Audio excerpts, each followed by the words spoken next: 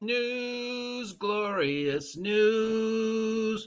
We're anxious to hear it. What's up, my musical nerds? It is I, your gleeful guide to all the tabletop role-playing game news, weather, and music. That is the OGGM. It is the 4th day of March 2024. It's about 8:30 in the morning here at Site B, and it is bright and sunny, and Steve is laying in a sunbeam. What could be more perfect?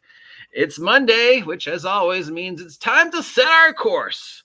It's time to take out our compass and our sextant and take a look at all the tabletop role-playing game stories and controversies that are percolating in the ocean of nonsense that is our hobby, and which ones are going to carry us through the week and which ones we're already going to forget. And it's pretty obvious. The number one story being today is National Game Master Day, March 4th, celebrating game mastering for all the tabletop role-playing game communities and all the bunch of sales and stuff like that, and plus with the 50th anniversary, stuff like that. It's also Matt Mercer Monday because of the Matt Mercer thing, but we're going to address that in a separate vlog, but I am going to get to it.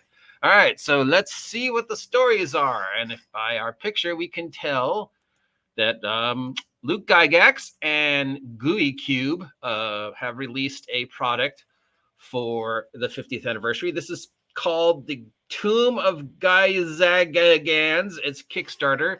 It is a loving homage to the awesomeness and silliness that is D&D, especially the Gary Gygax D&D. Does it contain anything new that we maybe don't know about Gygax?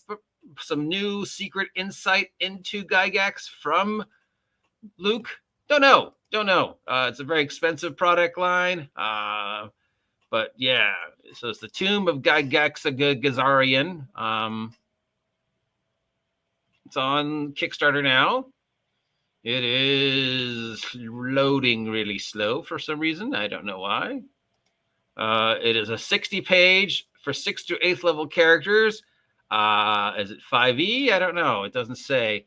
It's at oh god, I need a computer. 34,430 out of 25,000. It's got 1,756 backers. 20 days to go. Minimum bid is $55 to get the digital shit. $55. And if you want the physical, it's $65. So it's a huge mega dungeon hex crawl thingy. $55. 60-page adventure book, 60-page game master reference. Yeah, it's stuff. We'll see with all the other Gygax stuff coming out where it plays. We've also got the announcement of the live beta test for Daggerheart. That's going live on the 12th, I believe, on the Daggerheart site. So if you want a chance to kickstart Daggerheart, play test it, find out what the Daggerheart storyline is about and how, where, what, who is going to be and whether it actually will be a worthy contender for the throne or not, here's your chance. Darrington Press has informed us that they do not expect the game to actually see the light of day till 2025, which is maybe a good thing. We've discussed this before, and I'm sure we'll discuss it again on Thursday, but I think it's a good choice now to wait to 2025. It just depends upon where they release it. Obviously, with the release of a certain movie, Modifius is all about letting you know, their Star Trek stuff and their Dune stuff is out there, and they're having sales and stuff like that. So if you are familiar with the Dune movie and went and saw Dune 2 and picked up one of those Dune 2 official popcorn things, there's a whole bunch of stuff going on over for the Dune official role-playing game. They've also announced they're doing a Discworld game. This is in no way, shape, or form connected with the other 3 Discworld role-playing games that have come out. This is called specifically Terry Pratchett's Discworld Adventures in Ankh-Morpork. I don't know enough about Discworld. I've only ever seen one Discworld thing. I'm sure it's the same thing everybody else has seen, the Hogfather special. So I don't know enough about Discworld to tell you what Ankh-Morpork is, or how it's different than anything else Discworld. But yeah, we've got a Discworld game from these guys, and we got that other Discworld game that was coming out, and then there was another Discworld game, and then there's GURPS Discworld. So Is Discworld public domain? I don't know, but yay. Modifius usually does a good job. So who knows? D&D Beyond announced a new update for maps. I did a review of it. People said I was a little too snarky and negative. A lot of people made comments of, blah, blah, technology, blah, blah, all this stuff. It's a good thing. It's a good thing. It's inevitable. It's a good thing. And my thought in regarding to this with Wizards of the Coast is you are absolutely right. This is a good thing. The technology has reached a point where it is a viable alternative. And as we evolve as a technologically advanced species and more in tune to digitalization, more and more people are going to be using the VTTs as a way to play. And the technology is almost at the point where it is, actually okay. And I expect that within the next 5 to 10 years, it will be at a level that I'm the only person on the planet complaining about it, which is a good thing, which is what we want. Luddites like me who can't figure out computers, well, that's, it's great. That's fine. We have our paper. That's great. But we know that the current and next generation is going to be waver. So I totally agree with every response I got, except, of course, we're talking about Wizards of the Coast. If we were talking about any other company, I'd be like, yeah, okay. I agree with you. Yeah, okay. I agree with you. We're talking about Wizards of the Coast. Okay, so we have, anything that you think, you just have to assume you're wrong because it's Wizards. So they will do the most self-destructive, ass-backwards way to do this. And I will just remind everybody of my story where it took that kid 20 freaking minutes to get D&D Beyond to figure out how to do plus 1d6. You know how long it takes anybody else to add plus 1d6 to their character record sheet? How long does it take you to take a pencil and write down plus 1d6? What's that, 5 seconds? 20 minutes. That is why D&D Beyond and will never be viable, and now they're adding more stuff to it. Anybody else? I'd be like, yeah, you're totally right. You're totally right. D&D Beyond? Nope, I do not believe it.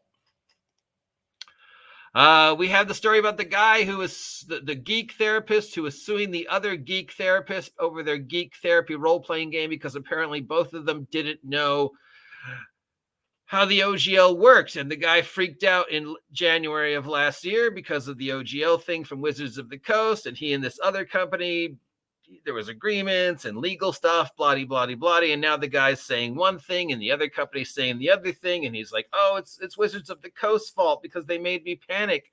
And so because I panicked, I agreed to things I shouldn't have agreed to. And now my name's, you're saying I said these things and I didn't. It's like, dude, did you, I'm not going to get into it. And finally, of course, we have it's Vecna. It is Vecna. Everything we need to know about Vecna.